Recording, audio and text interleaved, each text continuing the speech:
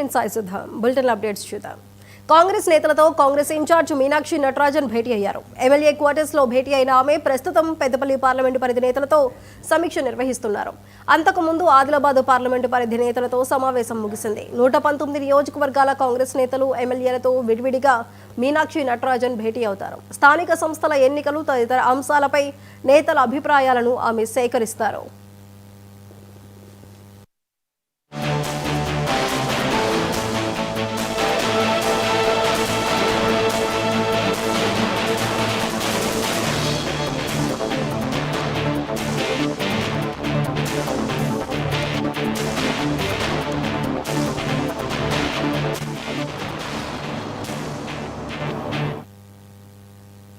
కాంగ్రెస్ నేతలతో కాంగ్రెస్ ఇన్ఛార్జ్ మీనాక్షి నటరాజన్ భేటీ అయ్యారు. MLA quarters లో భేటీ అయిన ఆమె ప్రస్తుతం పెద్దపల్లి పార్లమెంటు పరిధి నేతలతో సమీక్ష నిర్వహిస్తున్నారు.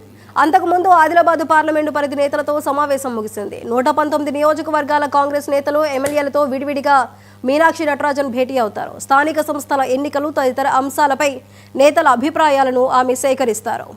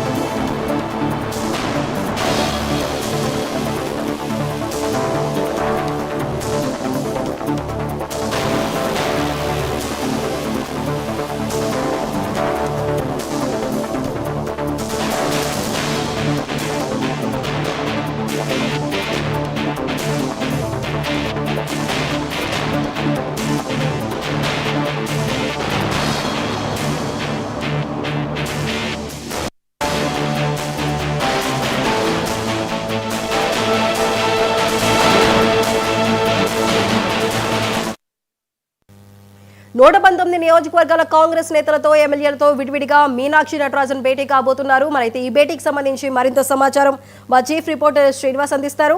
శ్రీనివాస్, చెప్పండి. సాయిసుగా ఇటీవల తాజాగా రాష్ట్రంలో నెలకొన్న పరిణామాలు కావచ్చు, కాంగ్రెస్ పార్టీలో మంత్రివర్గ విస్తరణ, అలాగే పిసిసి కార్యవర్గ కూర్పు నేపథ్యంలో మీనాక్షి నటరాజన్ రాష్ట్ర నేతలతో ఒక్కొక్క పార్లమెంటు నియోజకవర్గాల వారీగా భేటీ కావడం అనేది చాలా కీలకంగా మారిందని చెప్పుకోవచ్చు. ప్రస్తుతం ఇప్పటికే కొనసాగుతూ ఉంది. హైదర్గూడ ఎమ్మెల్యే క్వార్టర్స్ లో వివిధ పార్టీ పార్లమెంటరీ పార్టీ నేతలను ఆమె మాట్లాడుతున్నారు. తొలుత ఆదిలాబాద్ పార్లమెంటరీ నియోజకవర్గ నేతలతో భేటీ అయ్యారు. ప్రస్తుతం పెద్దపల్లి నియోజకవర్గం పార్లమెంటరీ నియోజకవర్గం నేతలతో ఆమె భేటీ కొనసాగుతుంది. ఆ తర్వాత మరికొన్ని పార్లమెంట్ నియోజకవర్గాల నేతలతో కూడా ఈ రోజు భేటీ కానున్నారు. ఒకవైపు రాష్ట్ర మంత్రివర్గ విస్తరణ ఉంది. 6 మంత్రివర్గ స్థానాలు ఖాళీగా ఉన్నాయి. మరోవైపు పిసిసి కార్యవర్గం కూర్పు ఉంది.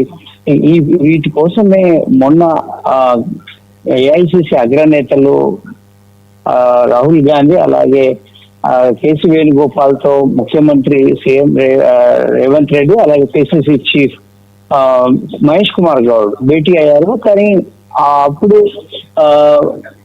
ఏఐసిసి అధ్యక్షుడు మల్లికార్జున ఖర్గే అందుబాటులో లేకపోవడం వల్ల అది ఒక కొలికి రాని పరిస్థితి. ఆ తర్వాత వెంటనే జరుగుతున్నటువంటి ఈ సమావేశం జరుగుతూ ఉంది.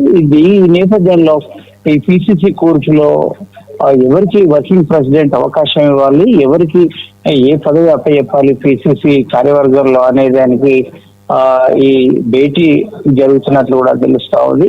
ఈ భేటీలో వచ్చే సారాంశం, ఈ నేతలతో తీసుకున్నటువంటి అభిప్రాయాలు, ఫీడ్బ్యాక్ అనేది ఈ పిసిసి కార్యవర్గం కూర్పులోనూ మరోవైపు మంత్రివర్గ విస్తరణలోనూ కీలకంగా దోహదం చేసే అవకాశం ఉంటుంది.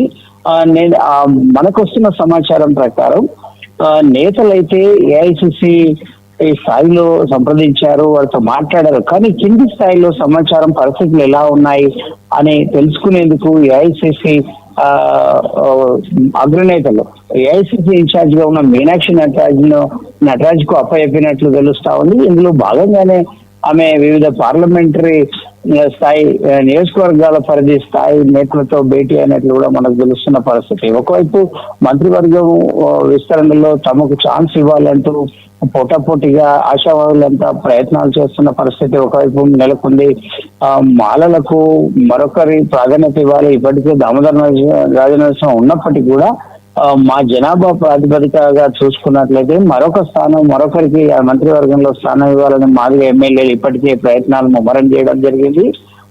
ఇప్పటికే వారు సీఎం గెలవడం జరిగింది. మీనాక్షి నటరాజన్ తో కూడా ఈ రోజు కలిసే ప్రయత్నం చేస్తున్నారు. అలాగే ఢిల్లీకి కూడా వెళ్లే ప్రయత్నంలో వాళ్ళు ఉన్నట్టు తెలుస్తా ఉంది. నిన్న రహస్యంగా మాదిగ ఎమ్మెల్యేలు భేటీ అయిన విషయం కూడా బయటకు వచ్చిన విషయం తెలిసిందే. మొత్తం మరోవైపు మాలల సామాజిక వర్గం నుంచి వివేక్ వెంకటస్వామి కూడా మంత్రివర్గంలో స్థానం కోసం ప్రయత్నం చేస్తున్నారు తీవ్రంగా. మరోవైపు అదే వివేక్ వెంకటస్వామి ప్రాతినిధ్యం వహిస్తున్న ఆదిలాబాద్ జిల్లా నుంచి మరొక వ్యక్తి ప్రేమ్ సాగర్ అనే సీనియర్ నేత కూడా అక్కడి ఎమ్మెల్యే జగిత్యాల ఎమ్మెల్యే మంచిర్యాల ఎమ్మెల్యేగా ఉన్నటువంటి ఆయన మంత్రివర్గ స్థానం కోసం పోటీ చేస్తున్నారు. మొదటి నుంచి కూడా ఈ ఇద్దరి మధ్య విభేదాలు ఉన్న పరిస్థితి, పోటాపోటీగా ప్రయత్నం చేస్తున్నారు. ఒక దశలో ప్రేమ్ సాగర్ రావు తనకు మంత్రివర్గంలో స్థానం లభించకపోతే అక్కడ వివేక్ వెంకటస్వామి కూడా ఇవ్వకూడదని ప్రయత్నం చేస్తున్నట్లు కూడా ఇవ్వకూడదు అని వాదిస్తున్నట్లు కూడా నాయకులకు చెప్తున్నట్లు కూడా మనకు తెలుస్తున్న విషయం. ఇది ఇప్పటి నుంచి కాదు, కాంగ్రెస్ పార్టీలో మొదటి నుంచి ఆ కుటుంబాలకు రెండు కుటుంబాలకు విభేదాలు కొనసాగుతున్న పరిస్థితి. మరోవైపు చూసుకున్నట్లయితే ఈ కోమటిరెడ్డి రాజగోపాల్ రెడ్డి కూడా నల్గొండ జిల్లా నుంచి ఎమ్మెల్యేగా ఉన్న మునుగోడు ఎమ్మెల్యేగా ఉన్న కోమటిరెడ్డి రాజగోపాల్ రెడ్డి కూడా మంత్రివర్గం హామీ ఇచ్చారు నాకు పార్టీలో చేరినప్పుడు, కాబట్టి ఆ హామీ నెరవేర్చాలని కూడా ఆయన పట్టుబడుతున్న పరిస్థితి. మరోవైపు రంగారెడ్డి జిల్లాకు ప్రాతినిధ్యం లేదు కాబట్టి రంగారెడ్డి జిల్లాకి ఇవ్వాలని అక్కడ ఇబ్రాహీంపట్నం ఎమ్మెల్యే మల్రెడ్డి రంగారెడ్డి ప్రయత్నం చేస్తున్న పరిస్థితి. మంత్రివర్గ కూర్పు పైన పలు సవాళ్లు సీఎం రేవంత్ రెడ్డికి అలాగే ఏఐసిసి ముందు నెలకొన్న పరిస్థితి. సాయిసుగా రైట్ శ్రీనివాస్, థ్యాంక్ యూ.